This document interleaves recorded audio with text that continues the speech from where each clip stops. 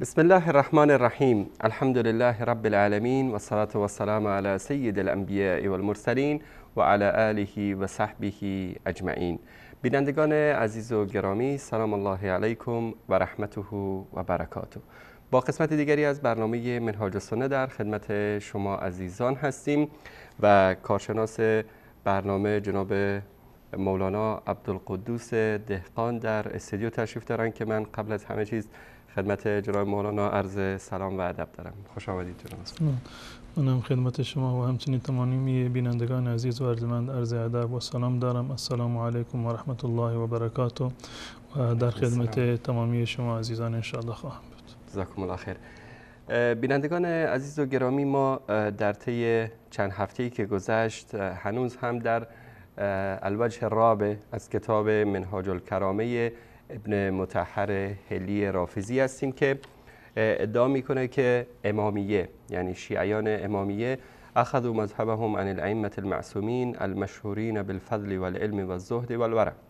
میگه که امامیه مذهبشون رو از ائمه معصومین گرفتن که مشهور هستند به فضل و علم و زهد و تقوا و ورع و پرهیزگاری و الاشتغال في كل وقت بالعبادة والدعاء وتلاوة القرآن ومداومة على ذلك من زمن الطفولية إلى آخر العمر ومنهم تعلم الناس العلوم و نزل في حقهم. میگه در حق اینا نازل شده حلقت‌ها که مفصل در این مورد صحبت کردیم. سوره انسان در قرآن کریم که میگه در مورد اینها نازل شده و آیت تطهیر و ایجاب المودة لهم.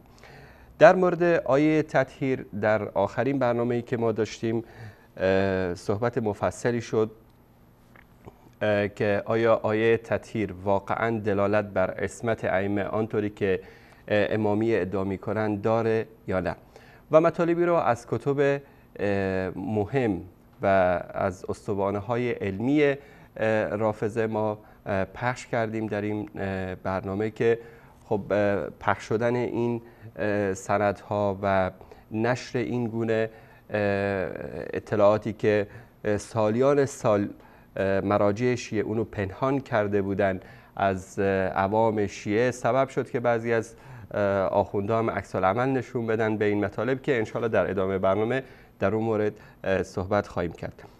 جناب مولانا، قبل از اینکه بپردازیم به برنامه امروز و موضوعی که مرتبط هست با همین آیه تطهیر، آیا در مورد برنامه آخری که داشتیم در این شبکه، چون حدود 2 هفته توقف ایجاد شد، اگر مطالبی رو دوست دارید بازگو بکنید در خدمت شما هستیم.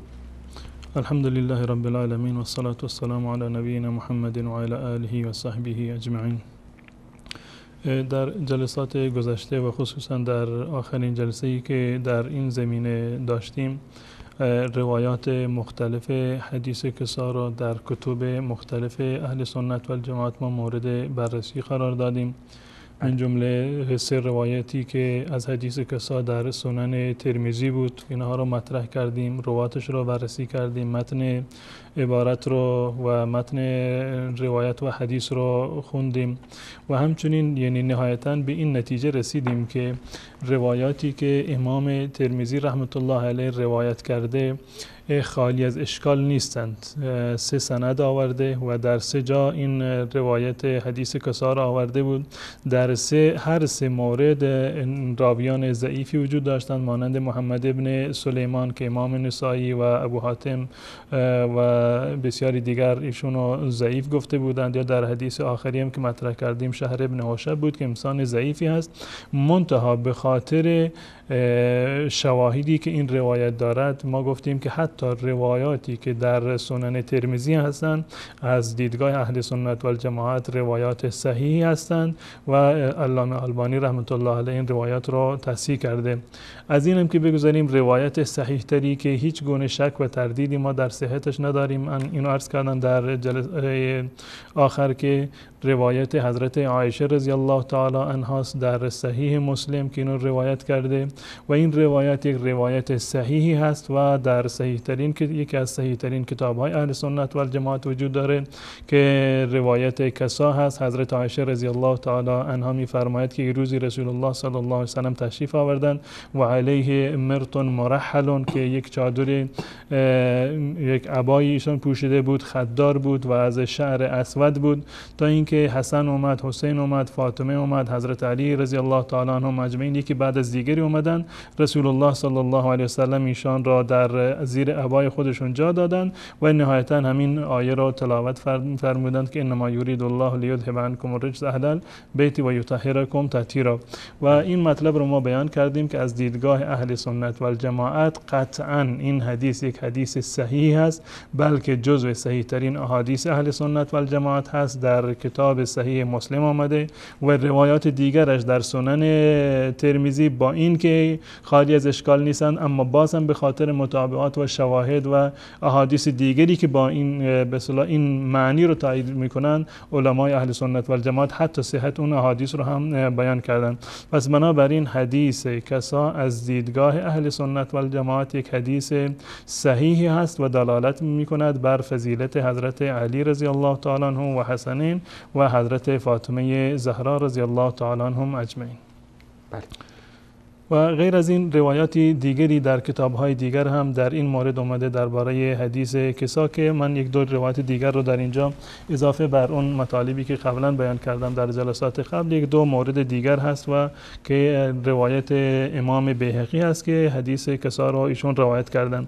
و بحث کلی ما این بود که حدیث کسا یا آیه تطهیر، حدیث کسا اختصاص داره به همون کسانی که زیر کسا بودند، زیر چادری بودند که رسول الله صلی الله علیه و سلم بر اونها گرفته بود. اما آیه تطهیر، سیاق آیه تطهیر و سباقش و خود آیه‌ای که آیه تطهیر بخشی از اون هست، همهشون در مورد ازواج مطهرات رسول الله صلی الله علیه و سلم هستند و قطعا همسران رسول الله صلی الله علیه و سلم جزء مخاطبین آیه تطهیر هستند.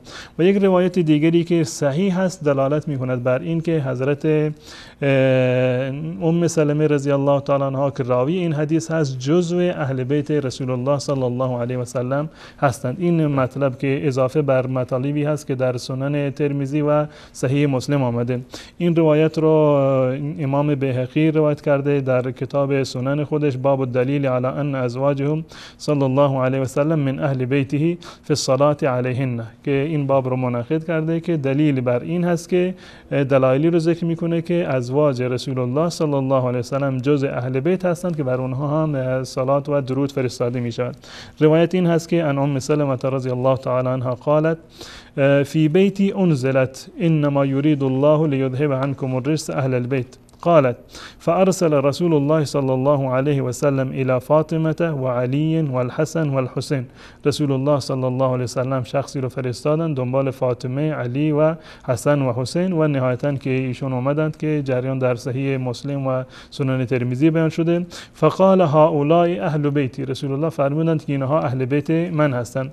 قالت فقلت، ام سلمه میگوید که من عرض کردم که یا رسول الله اما انا من اهل البیت، آیا من از اهل بیت شما نیستم؟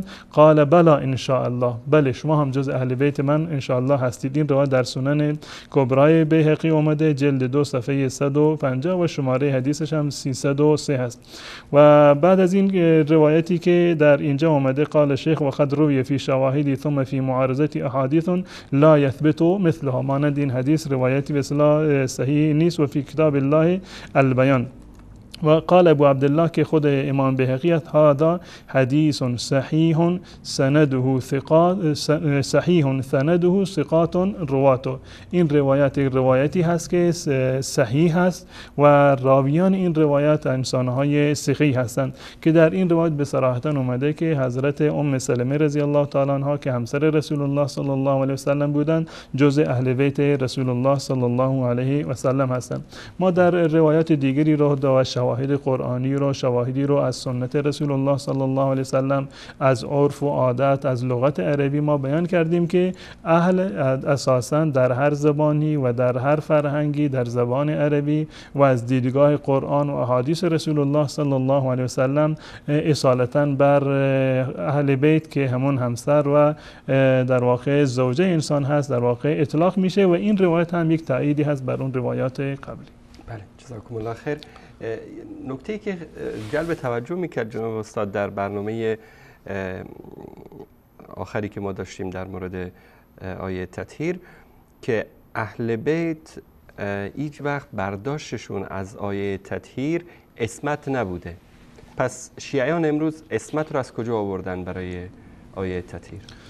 درباره این که این روایت خب یک روایت صحیح است، حدیث کسا یک روایت صحیح است، در آیه که بحثی وجود نداره، قطعا جز آیات قرآن هست، همه به اون ایمان دارند، هیچ گونه تحریفی صورت نگرفته، به استثنای آقای مجلسی که میگوید که این آیه را تحریف کردند به این معنی که اینو از احتمالاً جای دیگر بوده، اینو نقل مکان دادند آوردن در وسط آیاتی که درباره همسران رسول الله صلی الله علیه و سلم هست اینجا آوردن به خاطر اینکه یک فضیلتی رو برای همسران رسول الله صلی الله علیه و سلم بتراشند. غیر از این و افرادی مانند مجلسی تمام اهل سنت و الجماعت بلکه تمام مسلمانان معتقد به این هستند که قرآن دست نخورده هست و یک کتابی هست که تحریف در واقع نشده و این آیه جایش در همین جا بوده و در ضمن آیاتی هست که درباره همسران رسول الله صلی الله علیه و سلم ثابت شده. در این مورد هیچ یکی از مفسرین اهل سنت و الجماعت و همچنین هیچ یکی از ائمه اهل بیت رسول الله صلی الله علیه و سلم این آیه را به معنی عصمت از گناه و از معصیت که گناهان صغیره و کبیره باشند و به معنی معصومیت و عصمت و پاک بودن از خطا و اشتباه و سهو و نسیان هیچ کسی به این گونه در واقع این آیه را تفسیر نکرده. حتی در کتاب‌های شیعه، حتی در خود ائمه شیعه کسی چنین با روایت با سند صحیح ما نداریم که یکی از این افراد اومده باشند و این آیه را یا حتی این حدیث رسول الله صلی الله علیه و سلم را به معنی عصمت از گناه و عصمت از خطا و نسیان و سهو اینو در واقع تفسیر کرده باشند و این به اصطلاح یک ندایی بود و یک تحدی بود که من اینو در جلسات قبل عرض کردم که شیعه اگر واقعا روایت صحیحی در این زمینه دارند که یکی از ائمه‌شون آیه تطهیر را برای به این معنی در واقع تفسیر کرده باشه که آیه تطهیر یعنی این که اهل بیت رسول الله صلی الله علیه و سلم از گناه و خطا و سهو و نسیان مسئول هستند و محفوظ هستند، چون این روایتی رو برای ما در واقع معرفی بکنند، به ما نشان بدهند که باز هم ما روی حرف خودمون هستیم و چون این روایت صحیح در کتب شیعه در این زمینه هم وجود نداره، بلکه همون گونه که در جلسات قبل ما این اشاره رو داشتیم، شما هم بیان فرمودید که اصل امامت خودش هیچ دلیل قرآنی ندارد، یک دروغی بیش نیست و مجبور شدن برای اثبات امامت، برای اثبات لوازم امامت دروغ‌های دیگری رو بسازند که بحث عصمت رو مطرح کردن، بحث علم لایتناهی و علم غیب ائمه رو مطرح کردن، بحث عصمت و محفوظ بودن ائمه رو از حتی یعنی از عوارض بشری مطرح کردن، گفتند که ائمه در واقع از راه طبیعی به دنیا نمی آیند زیرا که راه طبیعی آلوده هست و حتی برخی گفتند که فضلات بشری ائمه پاک هست. تمام این تلاش ها به خاطر این بوده که بیان بکنند که ائمهشون معصوم هستند. منتها تمامی این روایاتی که در این زمینه ازشون استدلال میکنند و احادیثی که در کتابشون در این زمینه آمده هیچ کدامشون صحت ندارند و هیچ کدام دلیل بر عصمتی که شیعه تعریف کردند دلیل نیستند. بله، جزاکم الله خیر. جناب استاد هنوزم مطلب هست در مورد آیه تطهیر یا بریم روی آیه بعدی؟ مطالب زیادی در واقع در این زمینه وجود داره که من اینها را یادداشت کردم. روایت دیگری در این زمینه باز هم هست که همین آیه‌ای که درباره اهل بیت رسول الله صلی الله علیه و سلم هست، اینن همین تعبیری رو که رسول الله صلی الله علیه و سلم برای حضرت حسن و حسین رو قرار دادند و حضرت فاطمه و علی رضی الله تعالی عنهم اجمعین رو زیر کسا گرفتند و بیان کردند که اینها اهل بیت من هستند. روایتی شبیه به این هم وجود داره درباره حضرت عباس رضی الله تعالی عنه که این در واقع بیانگر این است که اهل بیت رسول الله صلی الله علیه و سلم فراتر از این چند نفر بودند، تنها اهل کسان نیستند که اهل بیت رسول الله صلی الله علیه و سلم هستند، بلکه همسران ایشان، عموی ایشان، عموزادگانشون هم جز اهل بیت رسول الله صلی الله علیه و سلم در واقع محسوب میشن. غیر از این روایتی هم وجود داره که حضرت سلمان رو، حضرت مقداد و اینا رو رسول الله صلی الله علیه و سلم یا ائمه اهل بیت گفتند که اینها جز ما اهل بیت رسول الله صلی الله علیه و سلم هستند. روایتی هست، خیلی میبخشید قبل از اینکه روایت رو بیان بفرمایید، میگن که این انمایی که در اینجا اومده، انما یرید الله، این انمای حصر هست که در همین چند نفری که زیر عبا بودن حصر میشه، طوری برای مردم وانمود میکنن که انگار پیامبر اومده اینا رو عبا رو روشون انداخته، بعد این آیه نازل شده، در حالی که چه از کتب خودشون چه از کتب اهل سنت آیه نازل میشه، بعد از اون پیامبر میاد و این افراد رو زیر عبا قرار میده. بله، ببینید قبل از این که این آیه در واقع برسیم، آیات دیگری که قبل از این ذکر شده تمام امر و نهی هست که الله متعال به همسران رسول الله صلی الله علیه وسلم دستور داده که این کار رو بکنید و این کار رو نکنید. و نهایتا اومده در اینجا در این آیه در نصف آیه که میفرماد انما یرید الله لیذهب عنکم الرجس اهل البیت، در اینجا اگر این انما را ما دلیل بگیریم بر حصر این باشه، حصر بر هدف و مقصود هست، یعنی هدف از این دستوراتی رو که الله متعال برای شما بیان کرده، هدف از این امر و نهی که قبل از این آیه تطهیر بیان شده، هدف از این چی هست؟ هدف این است که الله متعال میخواهد که شما را پاک بگرداند.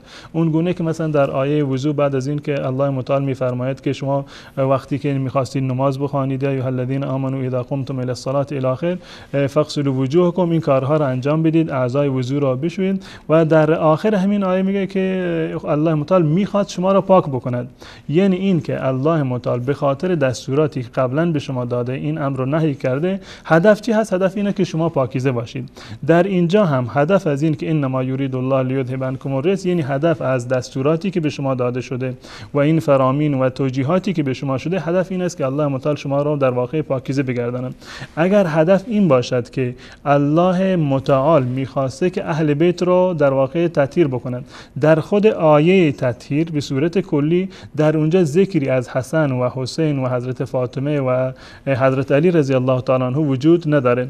اما و در حدیث به اصطلاح کسا این لفظ انما وجود نداره که در حدیث رسول الله صلی الله علیه و آله فرموده باشه، فقط این در آیه هست. و در آیه نامی از حسن و حسین و در واقع فاطمه و علی رضی الله تعالی عنهم اجمعین وجود نداره که ما بگیم که آیه میخواسته که اهل بیت رسول الله صلی الله علیه و سلم رو اختصاص بده به فقط به این 4 نفر یا 5 نفری که شیعه از اونها ادعا میکنند که اینها 5 تنه پاک هستند.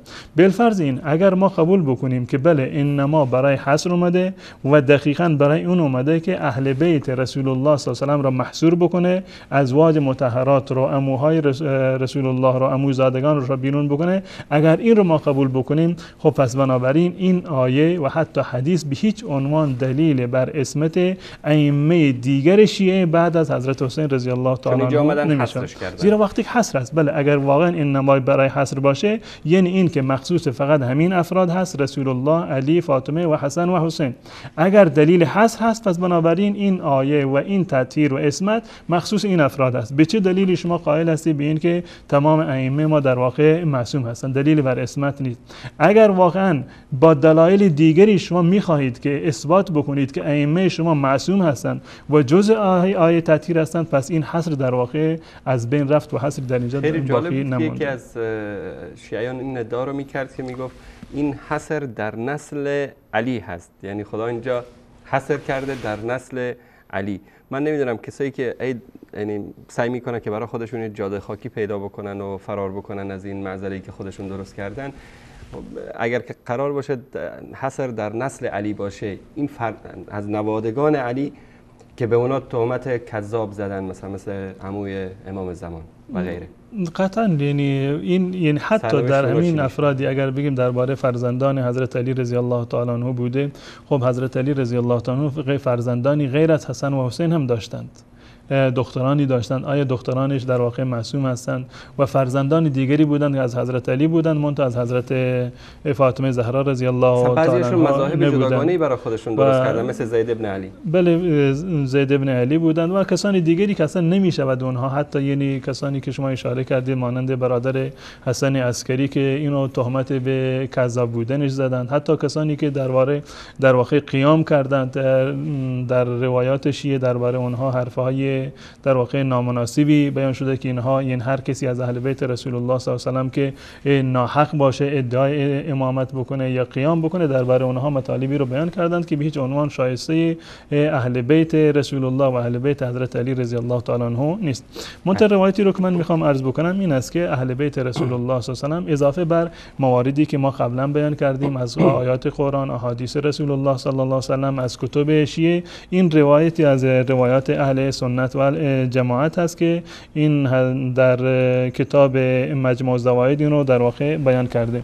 ان مالک بن حمزه بن ابي اسید الساعدی قال شهدت جدی یحدث که جد من این حدیث رو بیان میکرد، من ایشون شنیدم.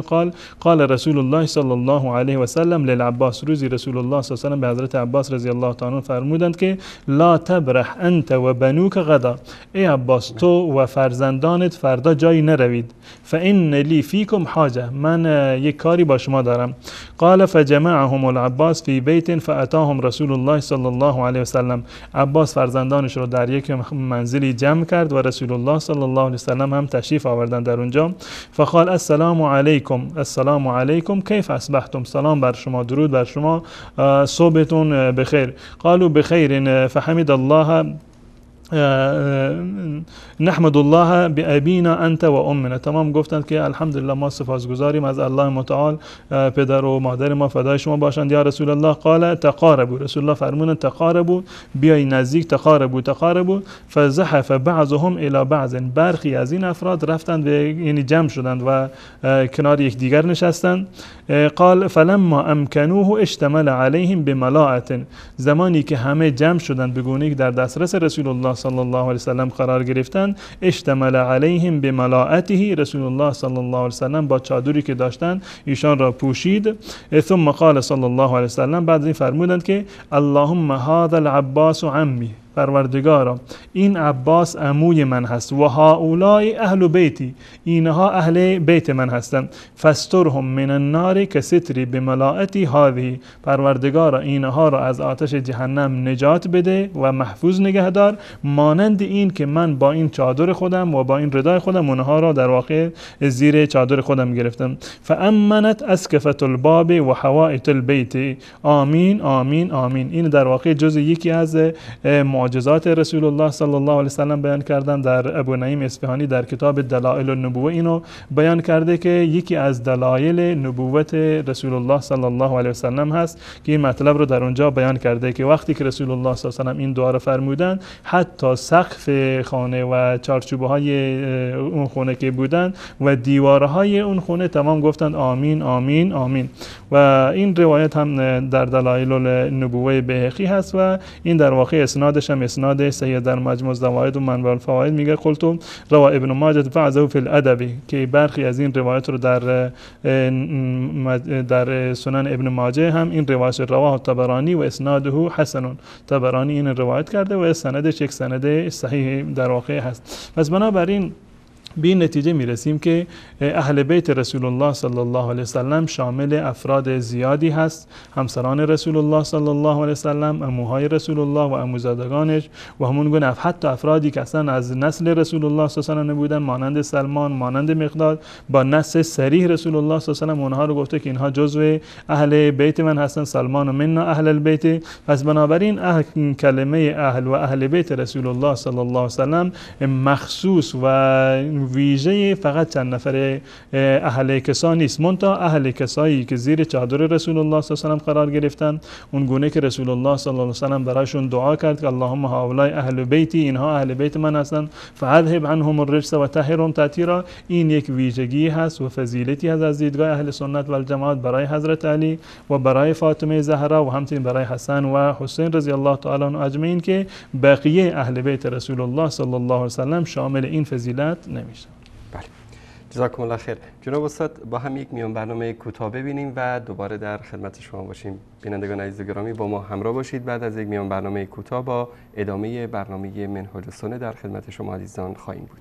عزیز و گرامی، دوستان عزیز، ما در حدود 4-5 قسمتی که از این برنامه رفتیم خیلی از حقایق رو جناب مولانا در این برنامه آشکار کردن که این به مزاج بعضی از آخوندهایی که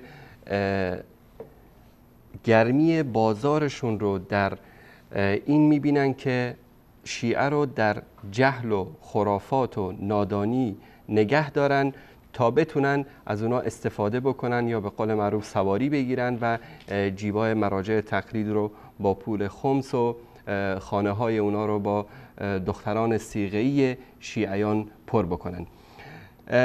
بیان این حقایق به آیت الله قزوینی خیلی برخورده بود. در یکی از برنامه در شبکه ولایت اختیار خودش از دست داد و یک سری مطالب رو بیان کرد که ما انشالله در دقایق باقی مانده برنامه این کلیپ ایشون رو پخش میکنیم و جناب مولانا پاسخ دندان شکن بهش میدن، چون ما در شبکه جهانی وصال حق همونطوری که از زمان تأسیس این شبکه مبارک تا الان کلیپ هایی رو که پخش کردیم همیشه این تحدی و این چالش رو دادیم به آیت الله قزوینی و به مراجع شیعه و به علمای شیعه که اگر راست میگید و صادق هستید بیایید و جواب این کلیپ ها رو بدید. ایشون همیشه فرار کرده از جواب دادن به این کلیپ ها، چون خودش هم میدونه، دستیارانش هم میدونن، کارمندای شبکه‌ش هم میدونن که این آقا داره دروغ میگه، رسما دروغ میگه، میدونه و دروغ میگه. با این وجود همیشه ادعا میکنه که آقا شما بیایید با ما مناظره بکنید و از این حرفا.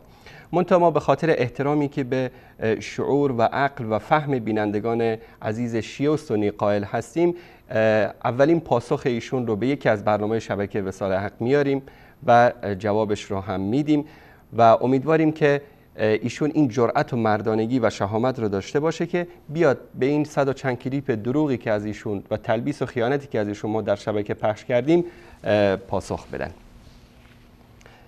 جناب مولانا اگر اجازه بدید من این کلیپ رو پخش بکنم با هم بشنویم که اینا چی میگه. این شبکه های شیطانی دارن بازی در میارن. من همین یه مقداری دیر آمدم به جلسه، همون اتفاقی دیدم توی یکی از این شبکه های باطل. بله اینجا یک نکته ای است جناب مولانا من اشاره بکنم که این انسان جرأت و مردانگی این رو نداره که حتی اسم شبکه رو هم ذکر بکنه، چون میدونه که با ذکر اسم شبکه بینندگان شیعه سراغ این شبکه رو میگیرن و میان و با چهره حقیقی قزوینی آشنا میشن. اما الحمدلله شبکه به اندازه‌ای منتشر شده در بین شیعیان عزیز و ما روزانه میبینیم در برنامه زنده شیعیان میان و اعلان هدایت میکنن. ببینیم ادامه این کلیپ رو. یه آقای آوردن یه اسم مولانا رو هم یدک میکشه، ولی من نمیدانم اینها، یعنی آدم احساس میکنه یه 10 دقیقه به حرفش گوش میده تمام وجودش خمیره وجودش مملو از عداوت علیس، بغض علیس. واقعا همینه. میاد آقا قضیه آیه تطهیر اصلا ارتباطی ندارد به علی. پیغمبر اکرم اون عبایی که پهن کرد زیر اون عبا حضرت زهرا بود و حسن و حسین. علی اصلا داخل زیر عبا نبود. جناب مولانا آیا شما گفتید که آیه تطهیر و حدیث کسا ارتباطی با علی نداره؟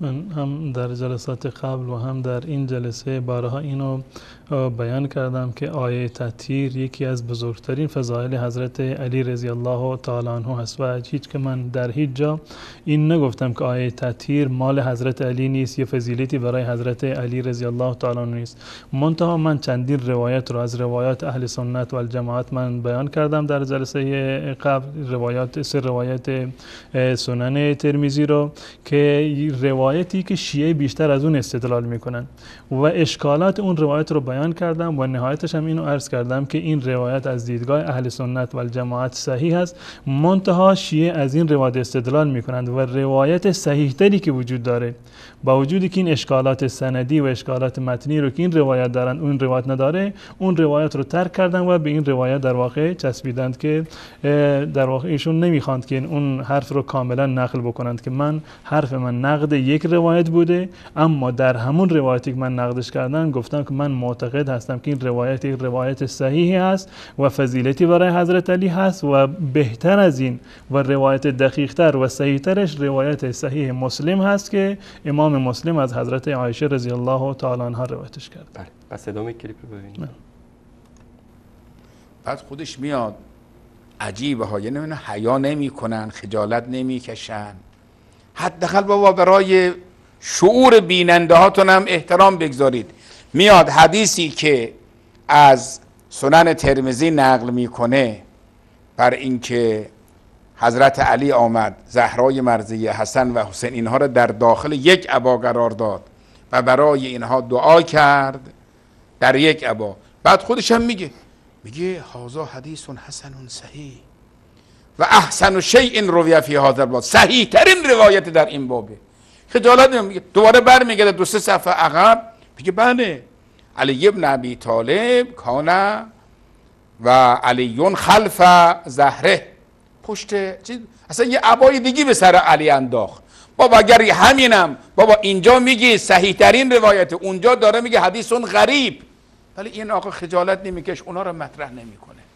بابا اگر چنانچه برای علی هم یک عبای مستقل، این نشانگر جایگاه ویژه علی است. برای حضرت زهرا، حسن و حسین یک عبا.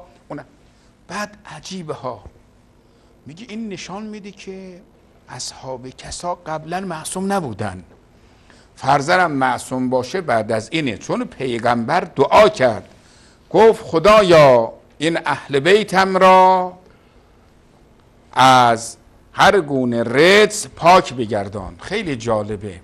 پس معلوم میشه که پیغمبر داره دعا میکنه، قبلا نبوده، گناه میکردن حالا. بله عجیب. بس پیغمبر اکرم که هر روز میگفت اهدنا الصراط المستقیم، قبلا در صراط مستقیم نبوده، تازه میخواد بره صراط مستقیم. نمیدونم بی سوادی خودشون رو دارن نمایش میدن، من گمان نمی کنم، من احساس میکنم اون بغض عداوت و کینه خودشون رو دارن به نمایش میگذارن. خب بفرمایید آقا ما هر روز میگیم اهدنا الصراط المستقیم، این دلیل بر این است که ما قبل از این نمازمون در صراط مستقیم نبودیم. بله، به همین قدر اکتفا میکنیم. جناب استاد میگن چه دلاور است دزدی که به کف چراغ دارد. این آقا میاد از شرم و حیا و از این مسائل صحبت میکنه. یعنی من بی شرمتر و بی حیاتر از این آدم ندیدم که در طول 4 سال این همه دروغ و تلبیس و خیانتش پخش شده و یکیش جواب نداده و در همین کلیپ هم داره دروغ میگه. جریان این روایت ترمذی و دروغ تلبیس این آخوند رو بفرمایید. اگر من قبلا اینو بیان کردم، کاش که اگر خود مطلب یعنی فیلمش اگر در اختیار داشتید شما اونم پخش میکردید دیگه، گویا بود که من چه مطالبی رو عرض کردم در اون جلسه و برداشتی که این آقا میکنن چه برداشتی هست و چه اتهامی رو در واقع میذارن. بس اجازه بدید من اینجا اتفاقا دوستان به من دادن کلیپ اون برنامه‌ای که جناب شما در مورد این روایت صحبت کردید.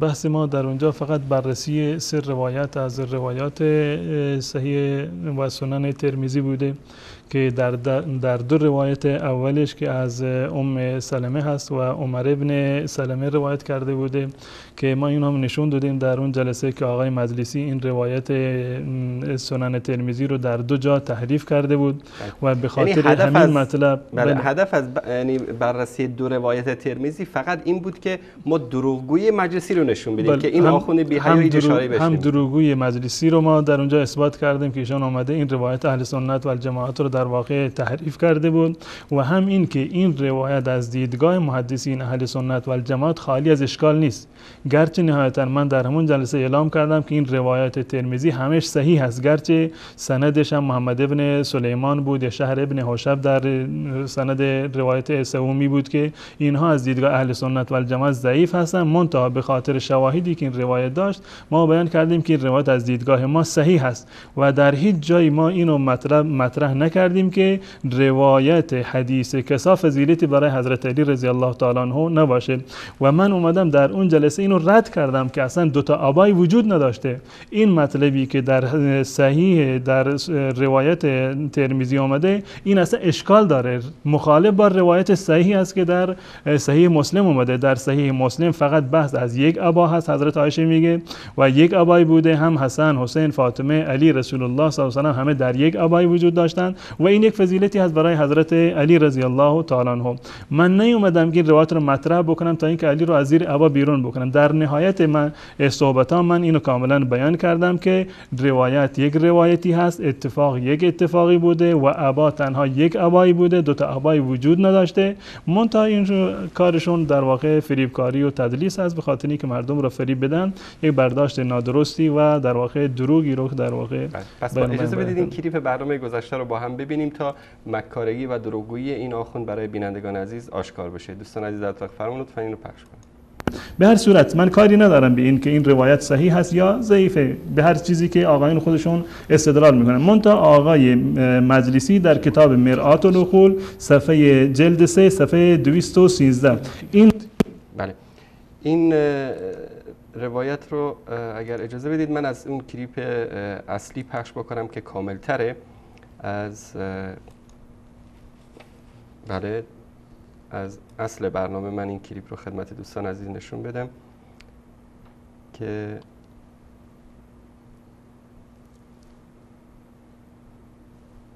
دوستان عزیز این رو لطف کنن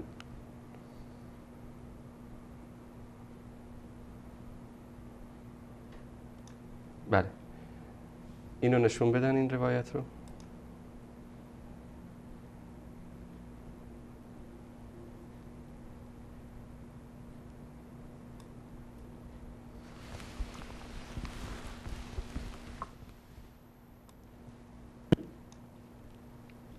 و حسن و حسین فجللهم فی کسا، فاطمه و حسن و حسین رو زیر یک چادری قرار داد و علی خلف ظهره و حضرت علی پشت سرشون بود و رسول الله صلی الله علیه و سلم فجلله بکسا با یک چادر دیگری ایشان را پوشید و بعدا این دعا را خواند. این روایت دوم هست. روایت سومی که در اینجا آمده در باب مناقب و فضائل حضرت فاطمه رضی الله تعالی عنها، در این روایت این گونه آمده که النبی صلی الله علیه و سلم جلل علی الحسن و الحسین و علی و فاطمه کسان.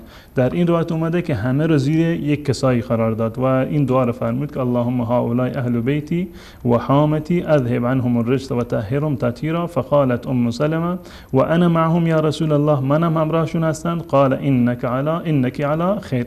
و در ادامه امام ترمذی میفرماد قال ابو عیسی هذا حدیث حسن صحیح، این حدیث حسن و صحیح است و هو احسن شیء روی فی هذا الباب، این حدیث صحیح ترین حدیثی است که در این باب و در این مورد در واقع روایت شده. و این همین روایت، دو روایت قبلی را که از حضرت ام سلمه بود و در واقع عمر ابن سلمه روایت کرده بودن، این روایت رو آقای مجلسی در کتاب خودش در بحار الانوار جلد 35 هم این آورده و ذکر کرده. منتها یک تفاوت‌هایی دارد. در این کتاب در بحار الانوار جلد 35 صفحه 227 است. روایتی رو در اینجا آورده در باب تطهیر است. باب 5 آیه تطهیر، اسم باب هست آیت التطهیر، درباره آیه تطهیر یک روایتی رو در اینجا آورده و در اینجا در صفحه 227 یک روایتی رو دارد که ابتدایش از این گونه آغاز میشه و منها ما رواه الترمذی و صاحب جامع الاصول و منها ما رواه الترمذی و صاحب جامع الاصول ان عمرو بن ابی سلمه. من نمیدونم توی نرم افزاری که شما دارید این کلمه به چی صورت نوشته شده، عمرو هست یا عمر هست؟ این عمرو هست اینجا، عمرو در اونجا آورده. خب اینم یکی از اشکالاتی هست که در واقع اینا نمیتونن نام عمر را بشنون. از نظر نوشتاری عمر با عمرو متفاوت است. وقتی که عمر باشه یعنی بعد از اون واوی نیست، عمر خوانده میشه، عمر ابن سلمه. و به اتفاق تمام نسب شناسان اسم فرزند ابو سلمه یا ام سلمه عمر بوده، عمرو نبوده. و این روایتی که در سنن ترمذی آمده و در هر دو تا روایتی که اسم عمر اومده عمر ابن ابی سلمه هست. اون روایت رو اگر شما هم نشان بدید که عمر ابن ابی سلمه ان عمر ابن ابی سلمه از عمر فرزند ابی سلمه روایت شده. دوستان این صفحه رو نشون بدن، ان عمر ابن ابی سلمه اینجا هست و این روایت دوستان اینم نشون بدن، این روایت این جاهل مجلسی هست که میگه عمرو ابن ابی سلمه. البته این رو جناب استاد جالب است که یکی از آخوندهای شیعه در کانال تلویزیونی گفت که بله حضرت علی اسم پسرش رو عمر نگذاشته بود، عمر ابن علی که در معرکه کربلا حضور داشت و بیمار بود و بعد به مدینه برگشت و در اونجا فوت کرد و بنابر روایتی که در کربلا شهید شده میگه که این اسمش عمر نبوده، این اسمش عمرو بوده. اشتباهاً تو کتابا نوشتن عمر. بله. و جالب اینجا است که اینجا خودش یعنی صراحت داره آقای مجلسی در اینجا میگه و منها، من جمله روایاتی که درباره این آیه تطهیر و حدیث کسا وارد شده، و منها ما رواه الترمذی، روایتی هست که ترمذی اون روایت کرده و صاحب جامع الاصول ان عمرو ابن ابی سلمة، از عمرو روایتش کردند. یعنی اینها نمیتونند اسم عمر را یعنی به زبان بیارن. خب این عمر دیگه هست، عمر ابن ابی سلمة است، عمر ابن خطاب نیست. اما از حقد و کینه‌ای که دارن حاضر هستند که در روایات تحریف بکنند، دستکاری بکنند، قطع و برید بکنند تا اینکه عمر را عمرو جلوه بدن. خب این کتاب سنن ترمذی هست، در هر دو تا روایتی، هم در باب سوره احزاب که در اونجا آمده و هم در باب مناقب اهل بیت که اومده از عمر ابن ابی سلمة نوشته و همه محدثین و همه به اصطلاح نسب شناسان میدونند که فرزند ابو سلمة عمر ابن ابو سلمة هست. بینندگان عزیز، این برنامه خیلی طولانیه، من یک کمی جلوتر برم تا اصل مطلبی که محل استشهاد است به اون برسیم که هدف از بررسی سه روایت یا دو روایت ترمذی این بود که ما خیانت مجلسی رو نشون بدیم که از یک روایت نقل میکنه و روایت دیگری رو در مورد استشهاد میکنه.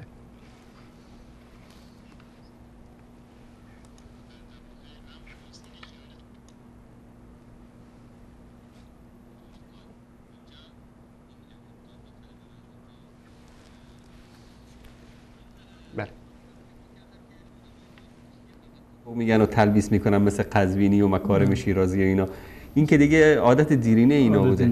من یک نکته دیگر هم اشاره بکنم. شاید بعد از بینندگان بگن خب من در اینجا سه روایت رو نشون دادم، سه روایت رو از سنن ترمذی نشون دادم. شاید بگن خب این روایت سومی هست. روایت سومی با این روایتی که آقای مجلسی آورده کاملا متفاوت است، زیرا که در اون جمله این هست که اللهم هؤلاء اهل بیتی و حامتی، کلمه حامتی در اونجا وجود داره که در این روایت آقای مجلسی اینو نیاورده. معلوم میشه که منظورش همون دو روایت قبلی هستن، دو روایت قبلی هستند که در اونجا آمده که فجللهم بکساء و علی خلف ظهر فجلله بکساء. این جلله بکساء رو این در واقع از اینجا حذف کرده به خاطر اینکه به اصطلاح این انگیزه رو بده. خودش متوجه شده که اگر این روایت رو مورد استناد قرار بدن در واقع ضرر میکنند و علی زیر یک چادر دیگه هست. این عبارت رو حذف کرده و عملا علی رو به صورت کلی از زیر چادر دیگه در آورده که اصلا جز اهل عبا قرار نمیگیرد. اما من اینو قبلا هم عرض کردم خدمت بینندگان عزیز و ارجمند که حدیث کسا از دیدگاه اهل سنت و الجماعت در کتاب‌های اهل سنت و الجماعت یک حدیث صحیح است، معتبری هست. همون گونه که شما متوجه شدید اینو علامه ترمذی، امام ترمذی و همچنین بقیه بزرگوارانی که ذکر کردن در باب مناقب اهل بیت رسول الله صلی الله علیه و سلم اینو ذکر کردن. جالب اینجاست که هم در روایت اولی که روایت دوم که هست در باب مناقب به اصطلاح اهل بیت است و روایت سومی که در این کتاب ذکر کرده در باب فضایل حضرت فاطمه زهرا رضی الله تعالی عنها است. یعنی این که تمام کتاب اهل سنت این گونه است. در صحیح بخاری نگاه بکنید، در صحیح مسلم نگاه بکنید و بقیه سنن اگر نگاه بکنید، ما ابوابی رو داریم، فصلها و بخشهایی رو داریم به عنوان فضایل اهل بیت و به صورت مفصل و جداگانه فضایل حضرت علی، فضایل حضرت فاطمه، فضایل حضرت حسن و حضرت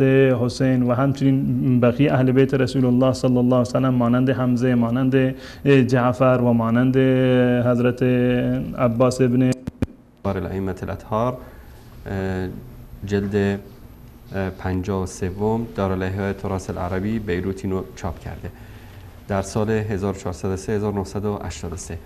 ما میریم به سراغ همون صفحه‌ای که جناب استاد ذکر کرده بودن، صفحه 227 جلد 35. این روایت هست که از ترمذی نقل میکنه و در اینجا دو جمله ای رو که در این قسمت رو اگر دقت بکنین و علی خلف ظهره، در اینجا جمله ای هست که این میندازه. من این رو نشون بدم از بله، این بله و علی خلف ظهره فجلله بکسائین. این دو جمله رو خیانت میکنه علامه مجلسی طبق عادت دیرینشون که باید به اهل سنت دروغ ببندن و تهمت بزنن و دروغ بگن.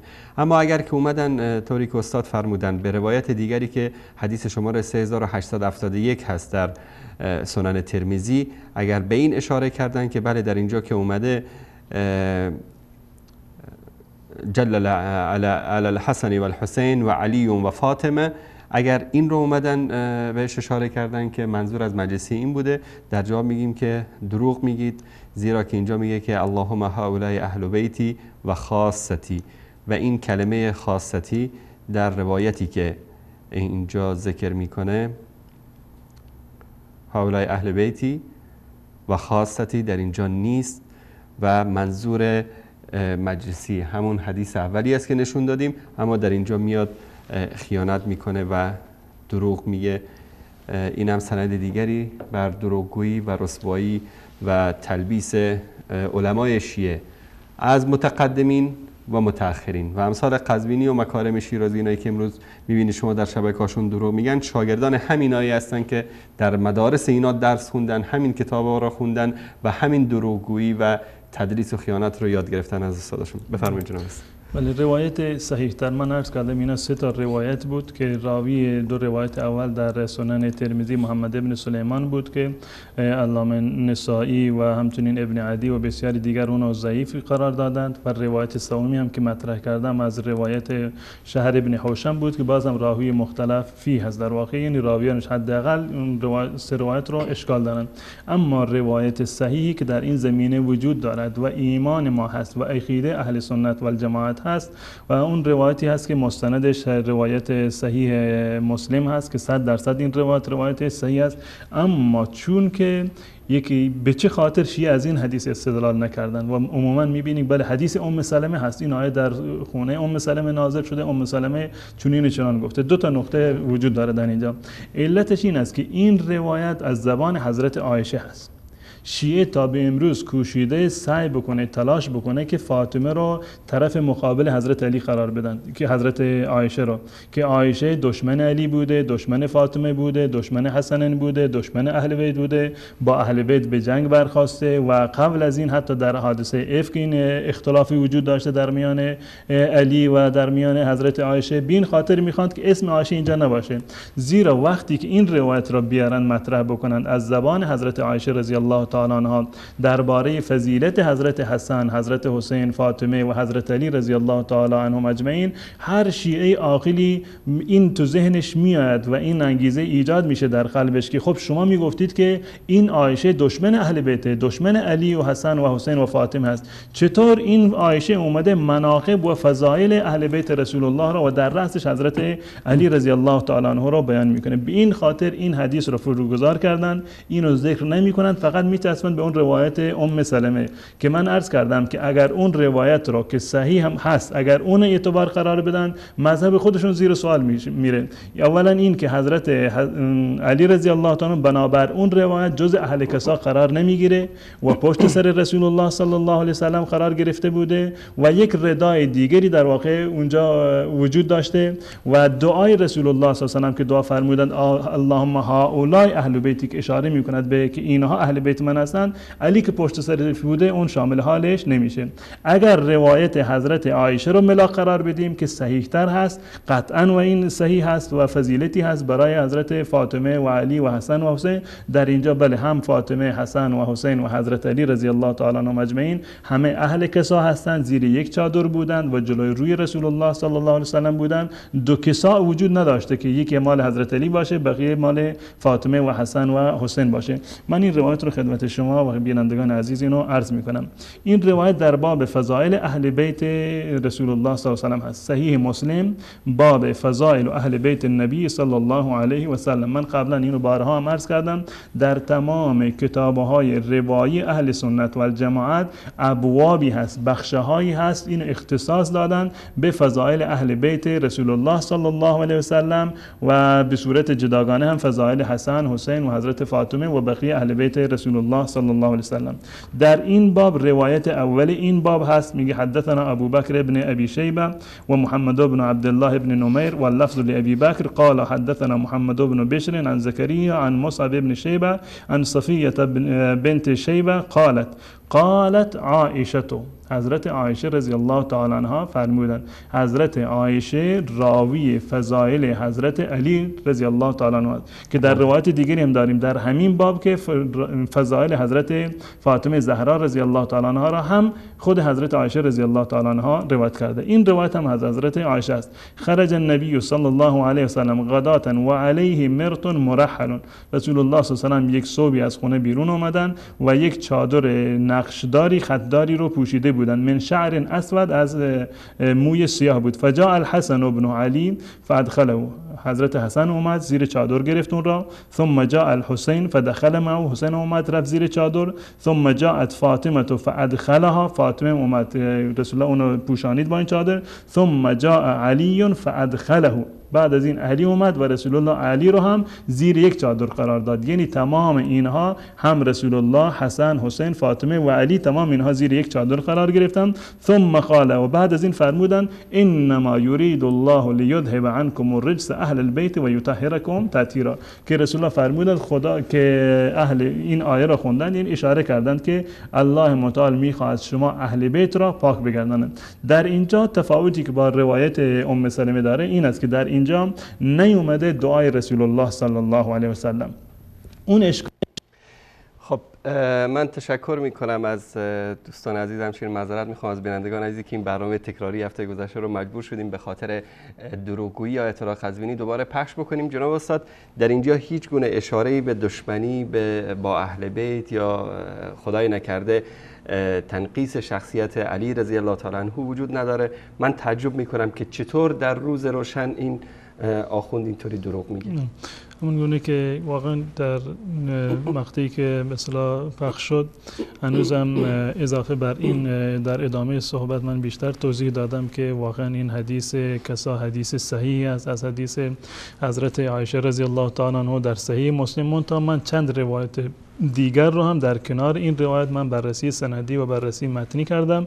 گفتم که روایت بهترش، روایت صحیحترش، روایت صحیح مسلم هست از حضرت عایشه رضی الله تعالی عنها و قطعا فضیلتی است. من اینو رد کردم که اصلا دو کسا وجود داشته باشه، یک کسایی در واقع بیشتر نبوده و مستند ما هم همین حدیث صحیح مسلم هست که حدیث صحیح است و هیچ گونه شک و شبهه‌ای در این وجود نداره و من فکر میکنم که کاملا واضح بود. نمیدونم از این حرف و سخن بینندگان عزیز یعنی بوی بغض و عداوت رو به حضرت علی رضی الله تعالی عنه بردن، نمیدونم از کجا اینو مطرح کرده و اعتقاد ما این هست که کسی که حضرت علی رضی الله تعالی عنه دوست نداشته باشه یا باشون بغض و کینه قلبی داشته باشه، در واقع در ایمانش دچار اشکال هست. محبت اهل بیت جزو ایمان ما هست.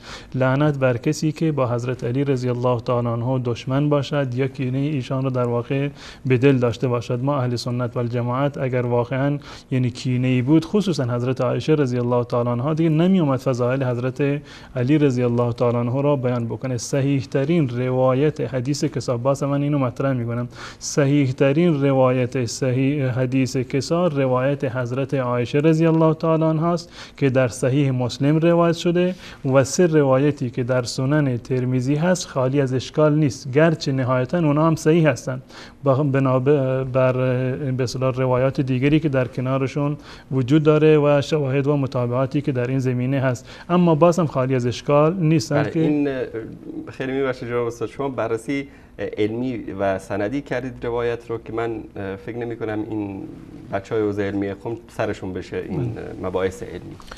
و نهایتا من نقطه دیگری رو که این آقای قزوینی در صحبتاشون اشاره کرده بود، به خاطر اینکه شما این کلیپ رو پخش کردیم من مجبورم که توضیحاتی رو در این زمینه بدم. درباره این نقطه که من گفته بودم که رسول الله صلی الله علیه و سلم دعا فرمودند که اللهم هؤلاء اهل بیتی فاذهب عنهم الرجس و طهرهم تطهیرا. اگر واقعا الله متعال در این آیه تطهیر که انما یرید الله لیذهب عنکم الرجس اهل البیت، اگر اعلام فرموده بود که اهل بیت در واقع تطهیر شدند، پاکیزه بودن، لازمش این بود که رسول الله صلی الله علیه و سلم در واقع اینجا بیاند و تشکر بکنند، سپاسگزاری بکنند از الله متعال. و این اصلا ثابت نشده که رسول الله صلی الله علیه و سلم یا یکی از اهل بیت رسول الله، یعنی امامان شیعه، اومده باشن بگن الحمدلله الذی اذهب عنا الرجس، و این رجس این گونه توضیح داده باشند که رجس یعنی گناه، یعنی سهو و خطا و نسیان، اون گونه که عقیده مذهب شیعه است. اما در این شبهه‌ای که همیشه ورد زبانش هست و میگه که بله چرا رسول الله صلی الله علیه و سلم دعا میکردند اهدنا الصراط المستقیم، مگر رسول الله بر صراط مستقیم نبودند؟ یا ما مثلا چرا دعا میکنیم که اهدنا الصراط المستقیم در نماز همیشه اینو در واقع دعا میکنیم، مگر ما بر صراط مستقیم نیستیم؟ این هم همین گونه بوده، میخواد این مطلب رو برسونه که خب رسول الله صلی الله علیه و با این که اهل بیت مطهر بودند، تطهیر شده بودند، بازم دعا کرد و واقعا این خودش جواب خودش رو در واقع در این کلیپ داده. من یک مطلبی که در اینجا من اشاره کوتاهی میخوام بکنم این است که در این آیه که وجود داره، آیه تطهیر، به اتفاق علمای شیعه گفتند این اراده کونی هست، اراده شرعی نیست، اراده کونی و قدری هست. و یک تفاوتی در میان اراده کونی و قدری و اراده شرعی در واقع وجود داره. اراده شرعی به معنی محبت هست، یعنی وقتی که الله متعال یک چیزی را اراده میکند یعنی این چیز را در واقع دوست دارد. مانند این که الله متعال میفرماید ما یرید الله لیجعل علیکم من حرج، الله نمیخواد که شما در زحمت بیفتید. یرید الله بكم اليسر ولا یرید بكم العسر، الله متعال سادگی و آسانی رو برای شما میخواد و سختی رو برای شما نمیخواد. والله یرید ان یتوب علیکم و یرید الذین یتبعون الشهوات ان تمیلوا میلا عظیما.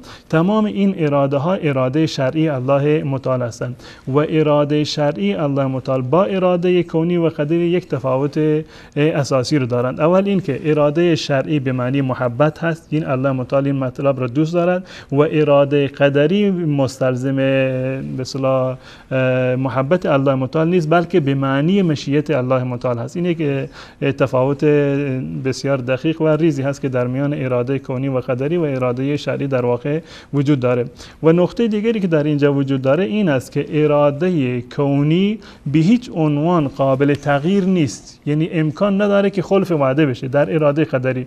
اما در اراده شرعی امکان داره اون چیزی رو که الله متعال اراده کرده و خواسته اون اتفاق نیفتاد. مانند همین آیه که من عرض کردم ما یرید الله لیجعل علیکم من حرج، خدا نمیخواد شما در سختی بیفتید، اما عملا میبینید بسیار از مسلمانان در سختی افتادن. یرید الله بكم الیسر ولا یرید بكم العسر، الله آسانی رو میخواد برای انسان ها، اما بسیار از انسان ها دچار مشکل و سختی هستند. این اراده شرعی هست. اراده کونی و قدری قطعا اتفاق میفته. من این مطلب رو از استاد خود آقای قزوینی در اینجا یادداشت کردم که در این مطلبی رو دارم. میگه که در کتاب تقریر الهیات دارند شیخ سبحانی، جعفر آیت الله سبحانی که استاد آقای قزوینی هست، در اونجا میگوید که صفحه 201 میگوید که لل اراده التکوینیه القاهره علی العباد المخرجه لهم عن وصف الاختیار الجاعله لهم کالآلة بلا اراده. در اراده تکوینی مانند این است که انسان اختیار از انسان میگیرن، مانند یک ابزاری برای یک کار قرار میگیره. در ادامه همین مطلب در جای دیگری میگه والاولی ان یقال، که میگه که این اراده هر دوتا یک اراده، ان اراده سبحان الله تتخلف عن مرادی مطلقا، که توضیح میده که این اراده الله متعال به هیچ عنوان در واقع خلف وعده نمی شود. و در ادامه میفرماید فلانه لو اما الاولى فلانه لو تعلقت اراده التكوينيه على على ایجاد شيء مباشره او عن طریق الاسباب فيتحقق لا محاله. وقتی که اراده تکوینی به اصطلاح الله متعال اراده بکنه قطعا اون اراده الله متعال اتفاق میفته. در همون کتاب صفحه 202 و این در کتاب دیگر در کتاب الولایت التکوینیه لآل محمد که سید علی عاشور صفحه 183 هست، این میگه و هذا غیر قولی تعالی انما یرید الله لیذهب عنکم الرجس اهل البیت و یطهرکم تطهیرا لانه من اراده الله التکوینیه. میگه که این آیه انما یرید الله از اراده تکوینی الله متعال است التي لا تتخلف، که به هیچ عنوان قابل تخلف نیست. و همچنین سید محمد رضا مدرس در کتاب تشیع در تسنن یک عبارتی رو داره و علیه تثبت عصمت ائمه البیت علیهم السلام و حجیت سنتهم من خلال الالتفات الى عدم امکانیت تخلف الاراده الکونیه. به توجه به این که اراده کونی الله متعال امکان خلف اصلا وجود نداره. و همچنین دکتر عبدالهادی الفضلی در کتاب خودش خلاصه علم الکلام میگه که وقتی که فرق در میان اراده کونی و اراده قدری رو، اراده شرعی رو بیان میکند، میگه ان الاراده التکوینی علت تامه لوقوع الفعل. اراده تکوینی علت تامی هست برای انجام شدن فعل. فعند تعلقها بالفعل مع توافر شروط التأثیر والإيجاد لا يتخلف الفعل عن الوقوع والحدوث بحال من الاحوال. در هیچ صورتی، در هیچ وجهی از وجوه و حالتی از احوال امکان نداره که اراده قدری الله متعال تخلف بپذیره. خودشون در اینجا گفتند که این اراده به اصطلاح قدری هست. اون گونه که من نقل کردم از سید علی عاشور.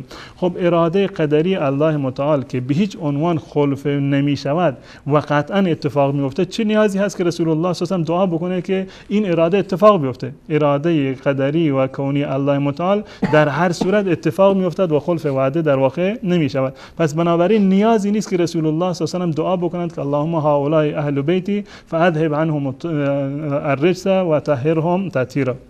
این یک نکته. مانند این است که مثلا امروز مثلا شب می شود، یکی بیاد مثلا دعا بکنه با اخلاص که خدا امروز شب رو بیاور. خب این اراده تکوینی الله متعال است، شب می شود، چه دعا بکنی چه دعا نکنی، این اراده به اصطلاح کونی الله متعال است. اما بر اضافه بر این که این آقای قزوینی در واقع خودش این جواب خودش رو داره، در واقع دلیلی هست علیه خودش، نه اینکه دلیل علیه ما باشه. خب زمانی که ما میگیم اهدنا الصراط المستقیم در نماز، احتمال داره که ما به انحراف کشیده بشویم، احتمال دارد که هر مسلمانی منحرف بشود، به بیراهه برود. به این خاطر همیشه ما دعا میکنیم که اهدنا الصراط المستقیم، ای الله متعال ما را به راه راست هدایت بکن. همون گونه که خود آیه قزوینی گفتن، مفسرین در اینجا تعبیرش کردن به معنی ثبتنا، مانند آیه که الله متعال میفرماید یا ایها الذین آمنوا، ای کسانی که ایمان آوردید شما بازن ایمان بیاورید، یعنی این که ما را تثبیت بکن بر راه حق. مگر امکان داره؟ خب این سوال ما از آقای قزوینی میکنیم، آیا مگر امکان داشت که اصحابی که اهل بیت رسول الله، این ائمه شما دچار گناه بشوند؟ خب امکان نداره اراده تکوینی الله متعال خلف وعده بشه. پس بنابراین وقتی که احتمال معصیت اصلا وجود نداره، دعا در این زمینه اصلا معنی در واقع نداره. و مطلب دیگر این که در اینجا این اهدنا الصراط المستقیم، ما میدونیم که هدایت مراتبی رو داره، هدایت قابل زیادت و نقصان هست و که این یعنی تفسیر دیگری که در این مورد کردند این است که این اهدنا الصراط المستقیم یعنی این که الله متعال هدایت ما رو اضافه بکن، مانند این که ما معتقد هستیم که ایمان قابل زیادت و نقصان است و یزید الله الذین اهتدوا هدی در سوره مریم، اونهایی که هدایت یافتند الله متعال هدایت اونها را بیشتر میکند. و قال والذین اهتدوا زادهم هدی و آتاهم تقواهم در سوره محمد، اونهایی که هدایت یافته بودند الله متعال هدایت اونها را در واقع بیشتر کرده. و در روایات دیگری در این زمینه کاملا وجود داره. به این معنی است که خدای ما در هدایت هستیم، هدایت ما رو بیشتر بکن، یا این که الله ای بار خدایا ما در راه هدایت هستیم اما ما رو بر این هدایت تثبیت بکن. اما درباره عصمت ائمه احتمال خلف اصلا وجود نداشت، احتمال نداشت که ایشان گناهی بکنند که رسول الله صلی الله علیه و سلم بخواند بیان و دعا بکنند که پروردگار و اهل بیت ما رو از رجس در واقع پاک بگردان. جزاکم الله خیر. یعنی طبق این اعتقاد اینا در مورد عصمت که دارن، ائمه مثل ربط هایی که الله سبحانه و تعالی اونا رو یعنی قرار داده که فقط همین کارا رو در دنیا انجام بدن، هیچ نوع گناهی، هیچ نوع خطایی، اشتباهی از اونا سر نزنه.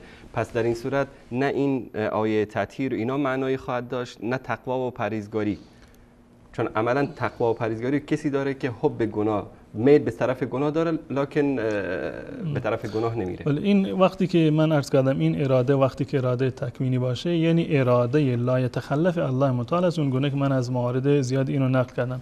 و در مواردی که امکان خلف اصلا نداشته باشه دعا کردن در واقع بیهوده هست. و اگر این یک مطلبی هست و اگر هم دعا بکنن به معنی این است که ما را ثابت نگه دار در این راه، یعنی اهدنا الصراط المستقیم، یا ما را ثابت نگه دار در جایی که امکان داره که انسان لغزشی پیدا بشود و دچار گناه بشود، یا اینکه الله این هدایت ما را بیشتر بکن. اما درباره اراده الله متعال برای تطهیر، این اراده تکوینی و لا یتخلف الله متعال بوده که نیازی به دعا در واقع وجود نداشته. جزاکم الله خیر. جناب استاد، اگر چون وقتمون هم خیلی کم مونده، اگر دوستان عزیزمون بتونن یک 10 دقیقه به ما اضافه بدن البته با موافقت دوستان در بخش برنامه‌ریزی ما ادامه این کلیپ رو هم پخش بکنیم که جناب آخوند چه می‌فرماید.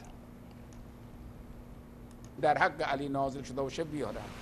بعد خیلی جالب، یعنی من احساس میکنم الحمدلله الذی جعل اعداءنا من الحمقا. بعد میاد یک روایتی از کافی میاره، میگه علامه مجلسی گفته هر دو سندش صحیحه. خیلی جالب. بعد شروع میکنه یک اشکال کردن. آقا شما اگر مبنای شیعه رو میخوای این روایت صحیحه، اگر مبنای خودتون رو میخوای که ابوبصیر رفته تو زباله‌دانی افتاده مرده، برای شما عرض کنم اون آقای فرزند کالکراب تشخیص نمیده بین زباله‌دانی و منطقه زباله، شما به این شکلی میخواد خودت بیای برسی. بله، از دیدگاه شما آقایان نواصب اصلا به قول روایت که هیچی، اصلا آزاد باشید کفر روات هم ثابت میکنه. همونطور که اون فرزند کالکراب گفت تمام این اصحاب امام صادق همه شارب الخمر بودن، فاسد بودن، چه بودن. مبنای خودتون هست که هیچی، ما حرفی نداریم. ما بابا اگر مبنای ما را میخوای، همون روایت 6 تا سند داره، هر 6 تا سندش هم صحیحه. مبنای ما، بله، مبنای ما را میخوای اینه. بله جناب استاد، مبنای اینا میگه مبنای ما کمی در مورد مبنای اینو صحبت بکنیم تا بینندگان آشنا بشن. نمیدونم این مبنای خودشون رو بیان نکردن، یعنی کاش که وقتی که مبنایی ندارن جناب استاد، اگر خودشون یعنی واقعا خود آقای قزوینی می‌خواست یعنی پاسخ این مطالب رو بده، خب یک پاسخ علمی باید میداد، نه این خب مبنای ما این است که این روایت صحیح است. خب مبنای شما از کجا گرفتید این مبنا رو؟ چه کسی مبنای شما رو بیان کرده؟ حداقل مبنای خودتون رو مطرح می‌کردید اول و بنابر مبنای خودتون این حدیث رو در واقع بیان می‌کردید که صحیح. ولی من به خاطر امانت علمی که بوده من گفتم که مجلسی هر دو سند این روایت رو صحیح قرار داده، اما ظاهرا ایشون باورشون شده که این روایت صحیح است و میگه که بله مبنای ما این هست که این روایت صحیح است. من به خاطر این اگر دوستان ما رو فرصت بدن که این مطالب رو به خاطر اینکه خیلی مهم است اینو بیان بکنیم و من مبنای شیعه رو بیان میکنم در اینجا که مبنای شیعه در تصحیح و تضعیف در واقع چی هست. من این مبنای شیعه رو که تعریفی رو که از حدیث صحیح دارن در قرون متفاوت اینو بیان میکنم. اولین خود آقای علامه حلی هست، متوفای 726 از جزء که اولین کسانی هست که اصلا این مبنا رو ایجاد کردن، احادیث رو تقسیم کردن به روایت صحیح و ضعیف و موثق و قوی، یا اندکی قبل از ایشون که استادشون ابن طاووس بوده. به هر صورت بیشتر علمای شیعه اینو نسبت میدن به علامه حلی که ایشون بودند اولین کسی که این روایات رو در واقع تقسیم کرده به صحیح و ضعیف. علامه حلی در کتاب خودشون در کتاب مبادئ الاصول جلد 206 میگوید که یشترط کون الراوی بالغا عاقلا مسلما عدلا ضابطا، لازم هست، شرط هست برای روایت صحیح وقتی که باشه این که راوی بالغ باشه، عاقل باشه، مسلمان باشه، عادل باشد. حتما باید عادل باشد، یعنی فاسق نباشه و عادل باشه. این مطلبی هست که آقای حلی بیان کرده در کتاب مبادئ الاصول و روایت دیگری در این روایت هم وجود داره. و در ادامه در جای دیگر میگوید در کتاب منتهى المطلب خودش یک کتاب فقهی هست، میگوید وقد یاتی فی بعض الاخبار انه فی الصحیح، میگه در بعضی از روایات اومده که در روایت صحیح اومده. و نعنی به منظور ما مبنای ما در روایت صحیح ما کان رواته ثقات عدولا، اون روایتی هست که راویانش ثقه باشند و عادل باشند. این در منتهى المطلب جلد 1 صفحه 9 و 10 است. بعد از این در سال که شهید اولشون که محمد ابن مکی عاملی هست، متوفی سال 786 هست، در کتاب خودش در ذکر شیعه فی احکام شریعه جلد 1 صفحه 48 این مطلبی بیان کرده که و صحیح تعریف کرده صحیح را و مبنای شیعه را برای در حدیث صحیح. و صحیح هو ما اتصلت روایته الى المعصوم بعدل امامی، حدیث صحیح اون روایتی هست که متصل باشد به سندش با یک امامی، به عدلی که امامی باشد، عادل و امامی باشد. و همین میگن که متصل یا منعا هم اسم این حدیث رو میگذارند. بعد از شهید اول زین الدین عاملی متوفای 965 که معروف است به شهید ثانی، در کتاب خودش الرعایه فی علم الدرایه میگوید که بعد از این که حدیث رو بیان میکند، که حدیث صحیح رو میگوید که و هو ما اتصل سنده الی المعصوم به نقل العدل الامامی، اون روایتی هست که سندش متصل باشه با نقل امامی عادل. و بعد از آقای زین الدین عاملی شیخ حسین ابن عبدالصمد عاملی که پدر شیخ بهایی هست میگوید در کتاب خودش وصول الاخیار الی اصول الاخبار، میگوید که الاول الصحیح، وقتی که حدیث رو بیان میکند حدیث اول حدیث صحیح است و هو ما اتصل سنده بالعدل الامامی الضابط عن مثله حتی یصل الى المعصوم من غیر شذوذ ولا الا. حدیث صحیح نزد شیعه اون حدیثی هست که سندش متصل باشد با یک امامی عادل، یعنی دقیقاً گفته باشند که این راوی عادلی هست. و همچنین تمام کسانی که حدیث صحیح رو روایت کردند این به اصطلاح حدیث صحیح از نزد شیعه. اما ما بیایم در روایات شیعه، در کتاب‌هایی که وجود داره برای رجال شیعه هست و نقد رجالی میکنن، در هیچ جایی ما اینو ندیدیم که درباره راوی بیان اعلام بکنند که فلان راوی عادل هست. و تا زمانی که راوی عادل نباشد نزد شیعه، بنابر این روایاتی که من از کتاب خود شیعه خوندم، این صحیح حدیث رو نمیشه گفت اصلا حدیث صحیح. و همچنین آقای حر عاملی در کتاب تفصیل وسائل شیعه این مطلب رو کاملا در اونجا بیان کرده و میگوید که یک مطلبی در اینجا آورده، در این کتاب در جلد آخر این کتاب هست و مقدماتی رو در اینجا ذکر کرده و فایده نهم هست فی ذکر الادله علی صحه احادیث الكتب المعتمده تفصیلا.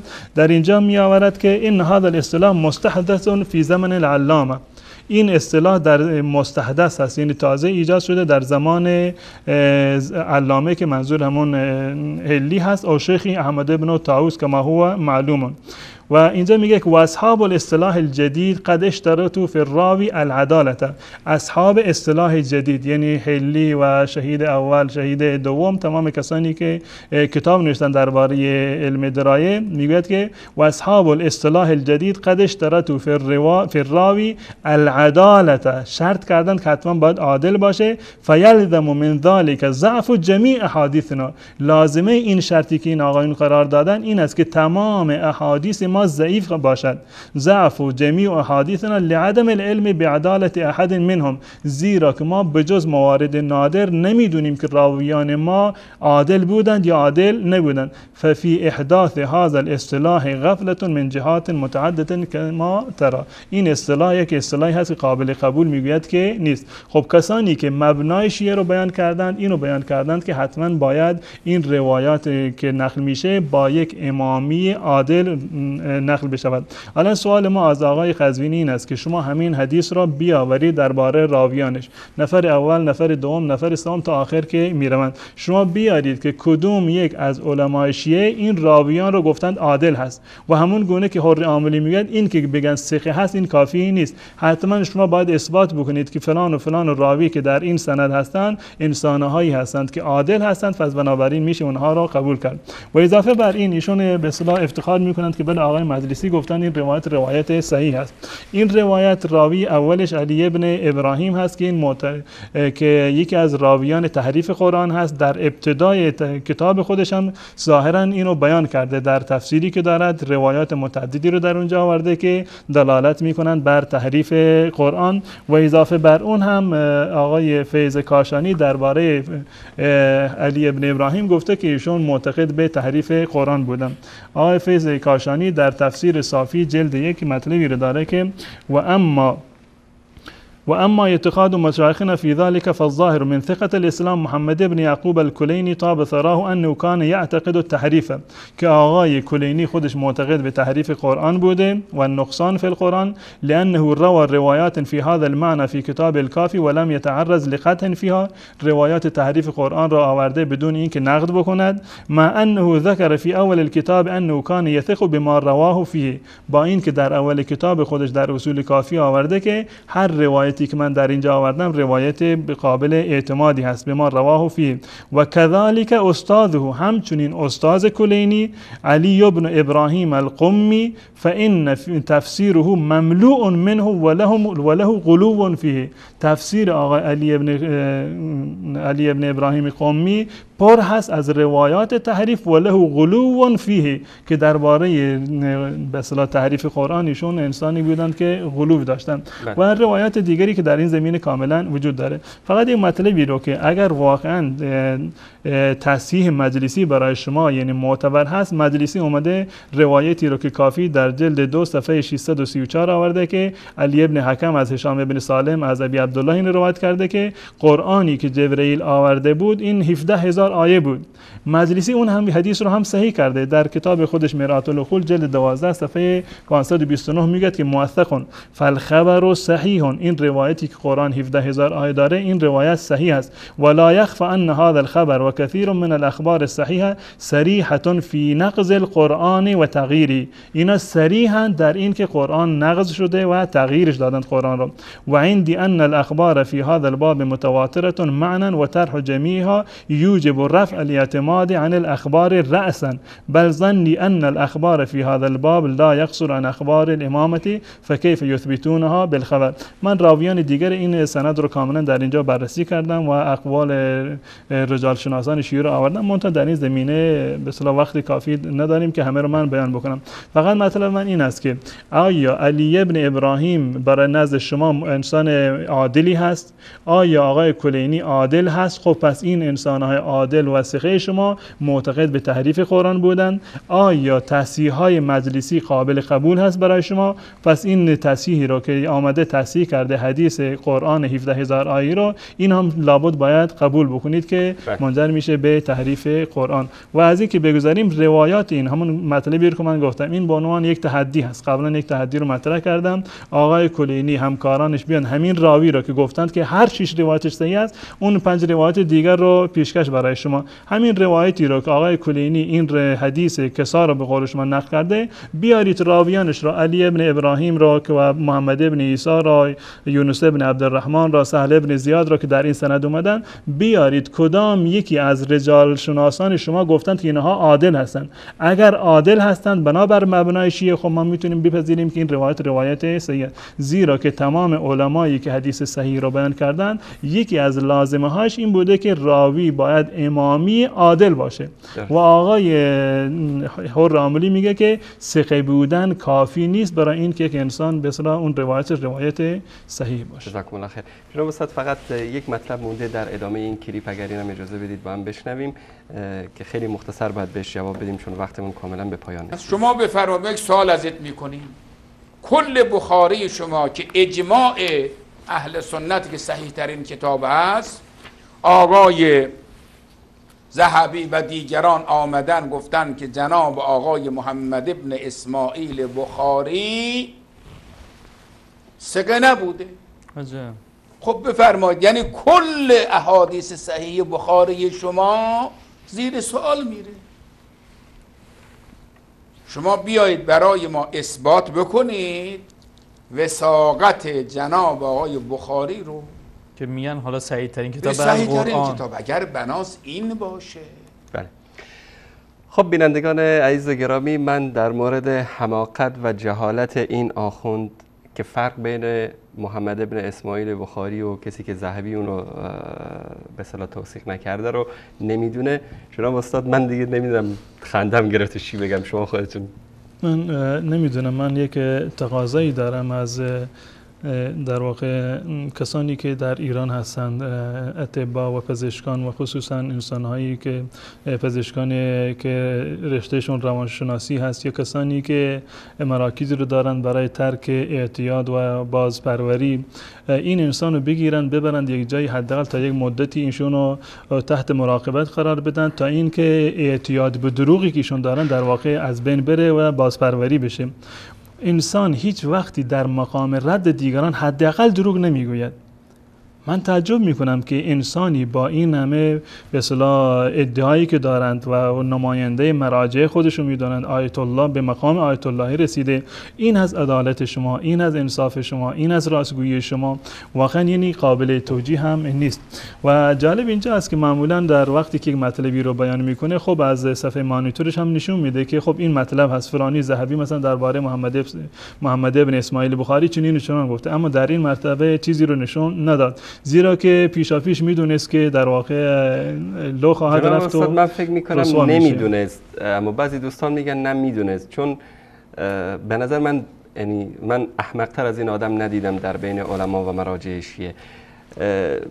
اما دوستان میگن که دونسته، با ان کنت تعلم فتلک مصیبت ان کنت لا تعلم. در هر صورت در هر صورت این در واقع یک قدح و جرحی از در کسی که در این منزلت علمی به قول خودش باشه، یکی از معروفترین رجال شناسان شیعه یا کسانی که در این زمینه خلاصه اونگونه که ادعا میکنن تبحری داره. من فقط این مطلب رو از دو کتاب از کتاب‌های امام ذهبی رحمت الله علیه من این اشاره میکنم. امام ذهبی در کتاب میزان الاعتدال خودش جلد 3 صفحه 485 یک مطلبی رو داره درباره محمد ابن اسماعیل. میگه محمد ابن اسماعیل ابو عبدالله البخاری، که اینو توضیح میده که این ابو اسماعیل که محمد ابن اسماعیل ابو عبدالله البخاری کی هست. میگه شاب قدم بغداد، این یک جوانی هست به بغداد اومد، طالب و حدیث، یک طالب و دانشجوی حدیث بود، علی رأس سنه 500 در رأس قرن پنجم. این در قرن پنجم اومده و رفته در بغداد برای طلب حدیث. و کتب عنه اصحاب ابی علی ابن شازان، اصحاب علی ابن شازان از این در واقع روایت نوشتن. و قال ابو الفرج ابن الجوزی و غیره کان کذابا، که این انسان دروغگوی بوده. خب همه میدونند امام بخاری رحمت الله علیه متوفای قرن سوم هست. در اینجا صراحتا این فرد در آورده که امام ذهبی در اینجا گفته که این محمد ابن اسماعیل که ابو عبدالله بخاری بوده یک جوانی بوده مال قرن پنجم بوده در اونجا. و ادامه در کتاب دیگری که ایشون دارن، در کتاب دیوان از ضعفا جلد 1 صفحه 342 باز همین مطلب را اشاره میکند که محمد ابن اسماعیل ابو عبدالله البخاری قدم بغداد بعد ال500، بعد از قرن پنجم ایشون در واقع به بغداد اومد. و کتب عنه جماعتون، یک جماعت و گروه از ایشون حدیث نوشتن.